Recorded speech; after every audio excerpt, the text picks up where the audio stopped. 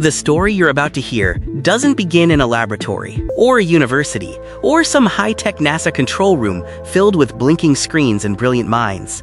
It begins with a mop bucket, a broom, and a young black man walking the quiet halls of Alabama's Aerospace Research Center long after everyone else had gone home. This is the unbelievable story of Clyde Foster, a man who started as a janitor and ended up becoming one of NASA's most important mathematicians and leaders. A man whose work quietly shaped space history. A man whose journey reminds America that brilliance exists everywhere, even in places where society refuses to look. But to understand how remarkable this truly is, you have to picture the time period. This wasn't the America we know today. This was the Deep South in the 1950s and 60s, a place where racial segregation wasn't just common, it was the law. Opportunities for Black Americans weren't limited. They were practically non-existent. Every step forward meant pushing against a locked door. Every dream meant fighting a system designed to stop you. And yet, in the middle of this world, there was Clyde. He didn't come from privilege. He didn't have access to elite colleges. He didn't have connections inside the government. What he had was curiosity and a mind that saw numbers like music. He loved math deeply, but society didn't care about that. They cared about his skin color. And so, when Clyde found himself working at the Redstone Arsenal in Alabama, the same facility that would feed into NASA's early space programs, his job wasn't calculating trajectories, or running experiments, or drafting space systems. His job was cleaning the floors. But here's where Clyde Foster becomes a different kind of leader. He didn't look at that janitor uniform and see the end of his story. He saw the beginning. Every night, while sweeping the hallways, he noticed chalkboards filled with complex equations. He saw engineers solving problems he understood. And little by little, he started reading textbooks during his breaks, teaching himself advanced math, and studying material far beyond what anyone expected from a janitor. And this part matters. He wasn't given the chance. He took it. Eventually, one engineer noticed him lingering near a board and asked, almost jokingly, "Do you understand any of this?" Clyde answered modestly, "Yes, sir." "I believe I do."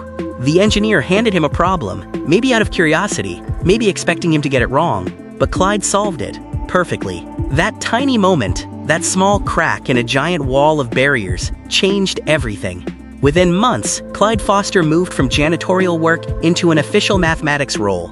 He was no longer cleaning the rooms where others worked. He was working in the rooms he once cleaned. And not just working, excelling. At a time when the United States was locked in a global race to reach the stars before the Soviets, accuracy wasn't just important, it was national security. Every calculation mattered. Every trajectory, every launch window, every orbital path required mathematicians who could perform flawlessly under pressure. Clyde became one of those mathematicians, but his impact didn't stop at doing the job. Clyde Foster understood something deeper, something bigger than his own career. He knew that talent existed across the African American community, but it wasn't being recognized. Black students weren't being given access to advanced math programs. Black professionals weren't being hired for engineering roles. NASA's future could be more diverse, more brilliant, more innovative, if the gate was opened. So Clyde did something radical. He helped create the first ever computer science program at Alabama A&M University, a historically black school. He believed that if black students could be trained in computing and mathematics, they could earn spots inside NASA and transform the agency from the inside. And he took this mission personally. He built the curriculum, recruited students, and worked side by side with professors to create opportunities that didn't exist before. Then he did something even more unexpected. He became a director at NASA, something almost unimaginable for a black man in Alabama during that era. He was appointed director of the Equal Employment Opportunity Office at the Marshall Space Flight Center. That means Clyde Foster wasn't just working in NASA's system, he was reshaping it. He fought for black engineers, black mathematicians, and black scientists to be hired, promoted, and recognized. He pushed NASA to open its doors wider, to look deeper, to acknowledge that genius isn't tied to skin color. Many of the successful black engineers who later worked at NASA, especially in the South, were connected to programs Clyde built, policies he wrote, or opportunities he fought for. And while Hollywood celebrates hidden figures like Katherine Johnson and Dorothy Vaughan, rightfully so, Clyde Foster stands among them as another pioneer whose story deserves a spotlight of its own. He didn't just change calculations, he changed the culture. And he did it without fame, without wealth, without complaining about what he didn't have. He simply did the work. He solved the problems.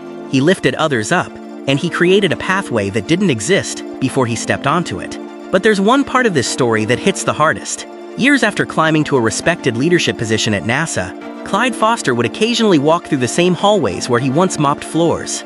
Younger employees would greet him as Mr. Foster, not knowing his past, not realizing they were working alongside a man who had lived two completely different lives inside the same building. To them, he was an engineer, a director, a leader. To himself, he was proof that the American belief in possibility, even when buried under racism and barriers, can survive.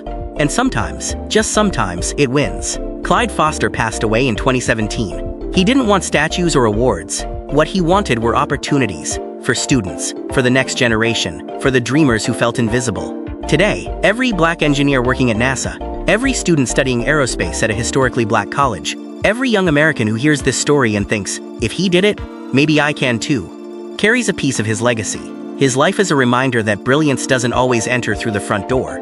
Sometimes, it starts as a janitor in Alabama, looking at equations on a chalkboard after hours, believing he belongs in the room, even when the world tries to tell him otherwise. Clyde Foster didn't just help America reach the stars. He proved that anyone, from any background, can rewrite the future if they refuse to stop learning, refuse to stop trying, and refuse to accept the limits placed around them. His story is not just a NASA story.